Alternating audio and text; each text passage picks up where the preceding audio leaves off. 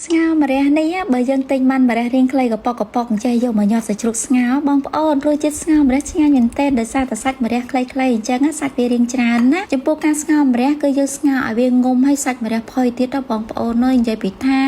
ទឹកស្ងោនឹងហត់ចេញមកគឺមានជាតិឆ្ងាញ់ណាចំពោះស្នូលដែលត្រូវយកមកញាត់ម្រះនេះបងប្អូនដាក់ប្រមាណមុខដូចខ្ញុំលើកបង្ហាញនេះមកធានាឲ្យថាសាច់យើងរងាស់ចេញមកគឺមានជាតិហើយងុំឆ្ងាញ់ទៀតខ្ទឹមបំពងគឺខ្ញុំដាក់បន្តិចដើម្បីឲ្យសាច់យើងមានក្លិនឈ្ងុយក៏បានថែមខ្ទឹមសចិញ្ច្រាំចូលមកបន្តិចទៀតសិតតិចកដលក្រៀមសិតក្រៀមមីស៊ូរួចឲ្យថែមស្លឹកខ្ទឹមចូលមកបន្តិចរីឯគ្រឿងទេសគឺមានដូចជាអំបិលប៊ីចេងម្សៅស៊ុបហើយស្ករម្រេចវិញបងប្អូនដាក់ឲ្យរៀងច្រើនមកណាដោយសារតែម្រេចនេះក៏ជួយឲ្យស្នូលម្រះរបស់យើងមានក្លិនឈ្ងុយដូចគ្នាដែរបន្ទាប់ពីខ្ញុំដាក់គ្រឿងផ្សំមើលថាបានគ្រប់គ្រឿងហើយគឺខ្ញុំច្របល់សាច់នេះឲ្យវាចូលសព្វជាមួយនឹងគ្រឿងផ្សំមិញហ្នឹងបងប្អូនប្រហែលជា6ទៅ7នាទីអីទេវាចូលសព្វគ្នាគឺយើងចាប់ផ្ដើមយកម្រះនេះយកមកញាត់ធ្វើជាស្នូលហ្មងបងប្អូនចំពោះការញាត់ស្នូលគឺខ្ញុំញាត់សាច់រៀងច្រើនដែរដាក់មកពេញហ្មងញកវាឲ្យណែនហើយសកត់វាស្នូលម្រះនេះធ្វើច្រើនក៏ល្អដែរដោយសារតែក្មេងៗដឹងតែចូលចិត្តញ៉ាំស្នូលម្រះហ្នឹងហើយតែសម្រាប់កូនខ្ញុំនេះមួយម្រះក៏ចេះញ៉ាំស្នូលហ្នឹងក៏ចូលចិត្តដូចគ្នាដែរដោយសារតែរបៀបស្លខ្ញុំនេះអត់សូវមានជាតិល្វីងហ្មងទេបងប្អូនគ្រាន់តែយើងដាក់ដាំទឹកពុះហើយដាក់ម្រះដែលយើងញាត់ស្នូលហ្នឹងយកទៅដាក់ស្ងោរ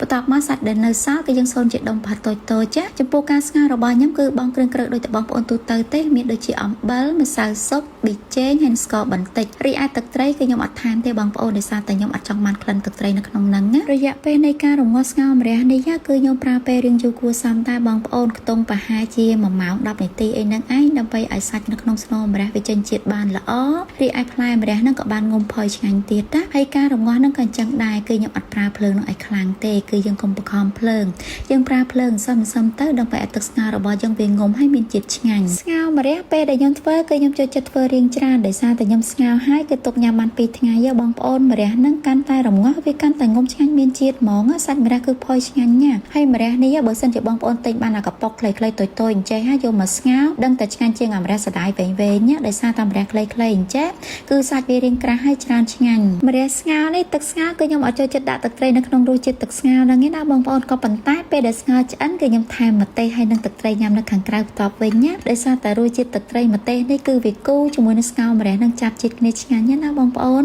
បានជាមួយនឹងសាច់ម្រះយើងផុយចឹងហើយទឹកស្ងោរបែបនេះខ្លាហត់ទៅគឺមានជាតិណាស់ខ្ញុំស្ងោរម្រះនេះបានតែ1ម៉ោងទេបើសិនជាយើងស្ងោររងាស់វាឲ្យកាន់តែយូរជាងនឹងទៀតណាគឺធ្វើឲ្យសាច់ម្រះនេះវាកាន់តែផុយជាមួយនឹងស្នូលញ៉ាំទៅមានជាតិជាងនឹងទៀតបងប្អូនទឹកស្ងោរបែបនេះខ្លាថែមម្រេចម៉ត់ដាក់ពីលើអញ្ចឹងទៀតណាគឺនិយាយពីថាទឹកស្ងោរហត់ចេញមកមានជាតិហើយបែកញើសខ្ចាយស្រួលខ្លួនណាបងប្អូនអើយទឹកស្ងោរឈ្ងុយចេញពីក្លិនម្រេចផងគួបផ្សំនឹងស្ងោរម្រះរបស់យើងឆ្ងាញ់ទៀតណាអញ្ចឹងហើយចំពោះស្ងោរម្រះនេះនៅពេលដែលបងប្អូនធ្វើហើយកុំភ្លេចថែមជាមួយនឹងទឹកត្រីញ៉ាំម្ទេសដាក់អែបចិត្តនឹងផងណាចាឥឡូវនេះការបង្ហាញពីរបៀបធ្វើស្ងោរម្រះរបស់ខ្ញុំគឺមានការបង្ហាញតែប៉ុណ្្នឹងទេហើយក្នុងវីដេអូមួយនេះជូនចំពោះបងប្អូនស្រីម្នាក់ដែលគាត់ចង់ឃើញពីរបៀបស្ងោរម្រះរបស់ខ្ញុំ